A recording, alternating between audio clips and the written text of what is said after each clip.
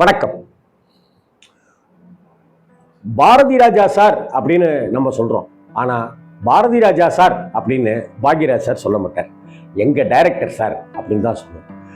எங்க director sir அப்படின்னு Bhagyaraj sir சொன்னார்னா அது பாரதி ராஜா சார அப்படின்னு அர்த்தம்.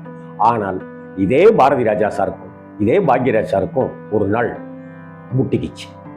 மன வருத்தத்துல ரெண்டு பேரும் ஒரு செல்ல கோபம் காட்டிக்கிட்டு மூஞ்சி திருப்பிட்டு இருந்தாங்க. 16 வயதினிலே படத்தை தயாரித்தவர் அம்மன் கிரியேஷன்ஸ் எஸ் ஏ ராஜகண்ணு. அடுத்தாப்புல கிழக்கே போகும் ரயில் படத்தை தயாரித்தவர் அதே அம்மன் கிரியேஷன்ஸ் எஸ் ஏ ராஜகண்ணு. இந்த படங்களுடைய தெலுங்கு ரீமேக் உரிமையை கொடுக்கறதுல பாரதி ராஜாவுக்கு நான் ஏன் பணம் தரணும் அப்படின்னு எல்லாம் சொல்லிட்டு எஸ் ஏ ராஜகண்ணு இருக்க, எனக்கும் பணம் தந்துதான் ஆகணும் அப்படின்னு சொல்லி பாரதி ராஜா சார் கேட்க, இந்த சமயத்துல இந்த விவாதங்கள்ல இந்த வாதங்கள்ல இந்த ஒரு சின்ன மனக்கசப்புகள்ல எஸ் ஏ ராஜகண்ணுக்கு ஆதரவாக, அதாவது அம்மன் கிரியேஷன்ஸ் தயாரிப்பாளர் எஸ் ஏ ராஜகண்ணுக்கு ஆதரவாக பாக்யராஜ் செயல்பட்டு இருக்காரு அப்படின்னு பாரதி ராஜாவுக்கு யாரோ கொளுத்தி போட்டாங்க. அதனால பாக்யராஜ் மேல தன்னுடைய சிஷ்யன் இப்படிலாம் தயாரிப்பாளர் பக்கம் நிற்கிறானே அப்படின்னு பாரதி ராஜாவுக்கு செம கோபம். இந்த காலகட்டத்தில் பாக்யராஜ் சார் 16 வயது நிலைக்கு பிறகு, கிழக்கே போகும் ரயில் படத்துக்கு பிறகு, புதிய வார்ப்புகளுக்கு பிறகுன்னா அவர் தன்னுடைய டைரக்ஷன் பணியை சான்ஸ் தேடிக்கிட்டு இது பண்ணிக்கிட்டே இருக்காரு. பாரதி ராஜாவிடமிருந்து பிவி பாலகுரு சார் அம்மன் கிரியேஷன்ஸ்ல கன்னிப்பருவத்திலே படம் பண்ணும்போது அதற்கு எல்லா வகையிலையும் பிவி பாலகுருக்கு உதவி செய்தவர் பாக்யராஜ் சார். ஏன் பிவி பாலகுருக்கு உதவி செஞ்சார்னா, கிட்டத்தட்ட பாரதி ராஜா சார் எப்படி பாக்யராஜ் சாருக்கு குருநாதரோ அதே போல பிவி பாலகுரு சாரும் அப்படி ஒரு குருநாதர். இன்னும் சொல்ல போனா பிவி பாலகுரு சார் தான் கையை பிடிச்சி பாரதி ராஜாட்ட கொண்டு போய் பாக்யராஜை ஒப்படைச்சார். அதனால நன்றி உணர்வோடு இன்னைக்கு இருக்கிறார் பாக்யராஜ் சார். இந்த சமயத்துல சிகப்பு ரோஜாக்கள் படப்பிடிப்பு நடக்குது. என்னையா பாரதி ராஜா கிராமத்தான் இருந்தாலும் கிராமத்து படம் தான் எடுப்பார் அவரு அப்படின்னு எல்லாம் பத்திரிகைகள் எல்லாம் எழுதிட்டு இருந்த சமயத்துல ஒரு கோபத்தினுடைய வெளிப்பாடா என்னால சிட்டி சப்ஜெக்டே எடுக்க முடியும் அப்படின்னு சொல்லி எடுத்த படம் தான் சிகப்பு ரோஜாக்கள். இந்த படத்துல படம் ஆரம்பிக்கிறதுக்கு முன்னாடி ஒரு 20 நாட்கள் பாக்யராஜ் சார் சென்னையிலிருந்து கோயம்புத்தூருக்கு தன்னுடைய சொந்த ஊருக்கு கிளம்பி ஒரு 20 நாள் கழிச்சு பார்க்குறாரு. படப்பிடிப்பு ஆரம்பிக்குது. இவருக்கான கார் அனுப்பலை, இவருக்கான வா அப்படிங்கிற அழைப்பு எதுவுமே சொல்லப்படலை. இருந்தாலும் பாக்யராஜ் சார் கிளம்பி அவருடைய தங்கியிருக்கிற அறையிலிருந்து ஷூட்டிங் ஸ்பாட்டுக்கு வரார். ஆனால் ஒரு ஷூட்டிங் ஸ்பாட்டில் பாரதி ராஜா சார் டைரக்ட் பண்ணிட்டு இருக்கிறாங்க, பாக்யராஜ் சார் அசிஸ்டன்ட் டைரக்டராக இருக்கிறாருனாக்கா பாக்யராஜ் சாரை ராஜுன்னு தான் கூப்பிடுவார். பாரதி ராஜா சார் ராஜு அப்படின்னு தான் கூப்பிடுவார். ஒரு நாளைக்கு ஷூட்டிங் ஸ்பாட்ல 1000 தடவை ராஜு ராஜு ராஜு ராஜு அப்படின்னு கூப்பிட்டுக்கிட்டே இருக்கிற பாரதி ராஜா அன்னைக்கு காலையிலிருந்து மதியானம் வரைக்க ராஜு அப்படிங்கிற ஒரு வார்த்தை கூட பாரதி ராஜா சார் சொல்லலை. அதற்கு பதிலாக வேறு ஒரு நபர், பாக்யராஜனுடைய இடத்துல வேறு ஒரு நபர் இருக்க, எதுக்கு எடுத்தாலும் வாங்க இது வாப்பா இதை பண்ணு அதை பண்ணுன்னு அந்த சொல்லும் போது யாருக்கா இருந்தாலும் ஒரு வலி இருக்கும் இல்லையா, நமக்கே வலிக்கும் இல்லையா. அதே போல பாக்யராஜ் சாருக்கு ஒரு பெரிய வலி, பயங்கர அழுக, சம கோபம், தாங்க முடியாத ஒரு இன்சல்ட், அவமானம் அப்படின்னு நினைச்சுக்கிட்டு மதியம் லஞ்ச் பிரேக் அப்படின்னு சொல்லி சொன்ன பிற்பாடு எல்லாரும் சாப்பிட உட்காடுறாங்க. ஆனா பாக்யராஜ் சார் சாப்பிடாம கிளம்பி விறுவிறுன்னு தன்னுடைய அறைக்கு வந்துட்டார். பாக்யராஜ் சார் போயிட்டாரு. லஞ்சுக்கு அப்புறம் ஷூட்டிங் ஆரம்பிக்குது.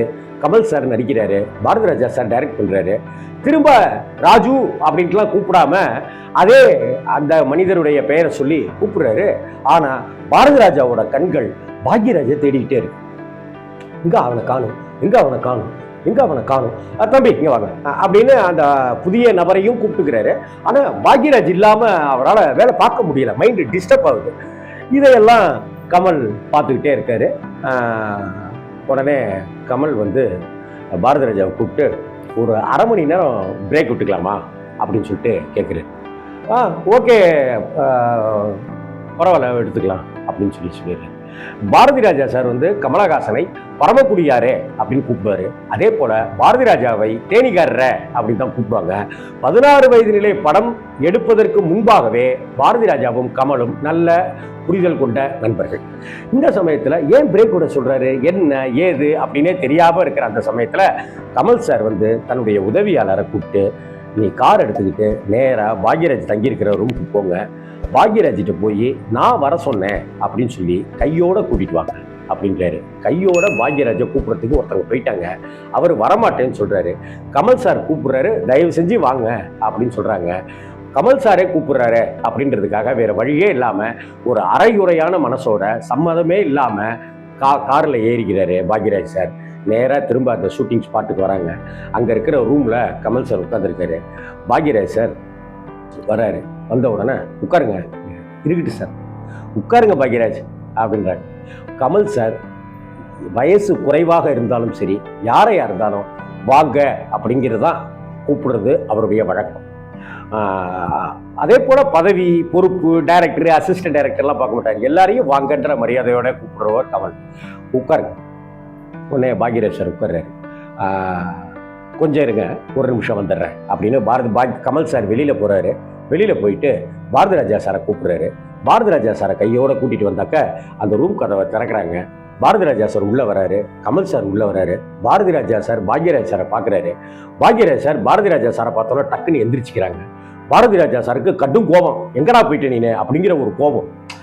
ஏன் என்னை என் பேரை தானே ஒரு நாளைக்கு 100 தடவை சொல்லுவேன், கூப்பிடுவேன், ராஜு ராஜு ராஜுன்னு ஏன் கூப்பிடல அப்படின்னு ஒரு அப்பா மேல கோபிச்சுக்கிற மாதிரி ஒரு குருநாதர் மேல பாக்யராஜ் சார் கோச்சிக்கிட்டு 2 பேரும் அப்படி பாக்குறாங்க.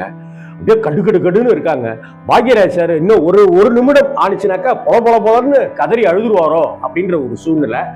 கமல் சார் சொல்றாரு, 2 பேரும் இங்க பாருங்க, ஒரு நிமிஷம், நீங்க 2 பேரும் அடிச்சுக்குவீங்களோ, பிடிச்சிக்குவீங்களோ, காலில் விழுவீங்களோ, கையை பிடிச்சிக்குவீங்களோ, கட்டி பிடிச்சி முத்தம் கொடுப்பீங்களோ எனக்கு தெரியாது. எவ்வளவு நேரம் வேணாலும் எடுத்துக்கோங்க. என்ன, நீங்க பாக்யராஜ் சார் நீங்க இல்லாம அவரால் சரியா படம் பண்ண முடியல. அதே போல பாரதி ராஜா சார் அவர் இல்லாம உங்களால படம் பண்றதுக்கு உண்டான மைண்ட் செட்டப் ஆகல. அவர் மேல அப்படி ஒரு லவ் வச்சிருக்கீங்க. ஆனா ஏன் மூஞ்சியை திருப்பிட்டு இருக்கீங்கன்னு எனக்கு தெரியல.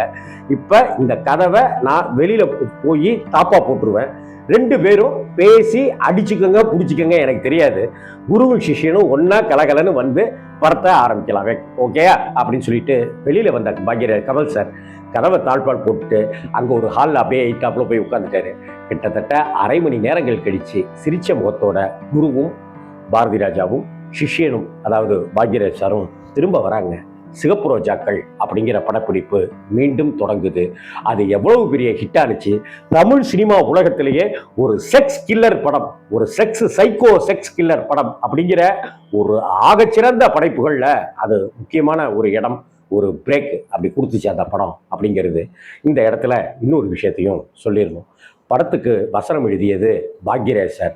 ஆனால் அந்த படத்தினுடைய டைட்டிலில் பாக்யராஜ் சாருடைய பெயர் இடம்பெறவில்லை என்பது இன்று வரை ஒரு கேள்விக்குறியா. இந்த வீடியோ உங்களுக்கு பிடிச்சிருந்துச்சுனாக்க லைக் பண்ணுங்க, கமெண்ட் பண்ணுங்க, ஷேர் பண்ணுங்க. தொடர்ந்து இது மாதிரி பல வீடியோக்களை உங்களோட பகிர்ந்துக்கிறேன். வணக்கம்.